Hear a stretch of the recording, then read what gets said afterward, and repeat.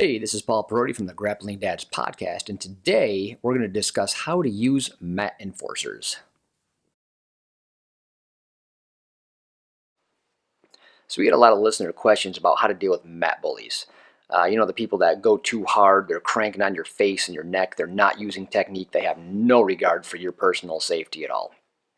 And their problem is they're too new or inexperienced, or they're not big enough or strong enough, or whatever the case may be, to deal with that kind of aggression, and they don't know what to do about it. So we give them a lot of tips and tricks on how to do that and about how to have a conversation, talk to your coach, blah, blah, blah. But in this video, we're going to talk about when is it necessary to use a mat enforcer. Like, if that person is just messing up everybody in the gym, they have no regard for anybody's safety, they want to win at all costs. When do you get the mat enforcer to go deal with that situation, to give them a taste of their own medicine, as you would say? So a lot of times it gets twisted, right? So you think, I don't want to say you, but people think that, well, they beat me up and they go too hard, so instantly they go towards, telling dad, if you will, going to get, the mat enforcer, saying, hey, beat him up because he beat me up. Well, that shouldn't be your go-to. And if you happen to be the mat enforcer, you want to make sure that you're like the head honcho in the gym, right? You're the main coach, not just somebody that wants to take vengeance on everybody because it's the fun thing to do.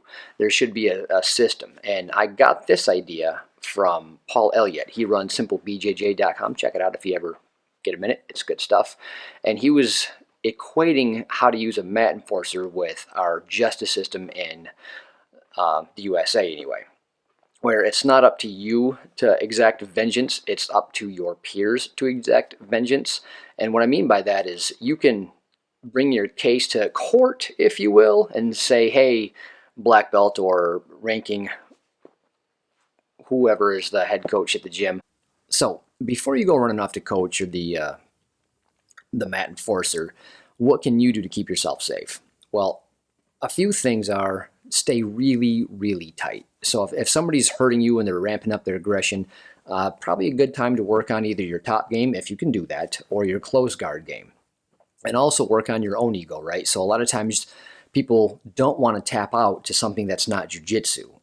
That's nonsense. So if you don't know enough jiu-jitsu to keep yourself safe, tap out to whatever hurts. Like, don't be afraid of it. If it's going on and on, maybe ask whoever's being the mat bully, hey, can we work on this position, or can you show me something? Whatever you can to take the heat off, if you will. Remember, the best way to defend yourself is always using superior technique. And if you can't do that yet, use the justice system. So do you have any experience using mat enforcers or being around mat bullies? Leave a comment below. Let us know your story. Let us know how you deal with it in your gym. I'd love to know. I'd love to start that dialogue.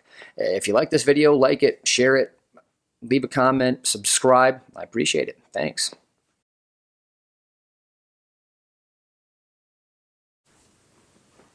We often get listener questions from... So we get a lot of emails about... We got a listener question about...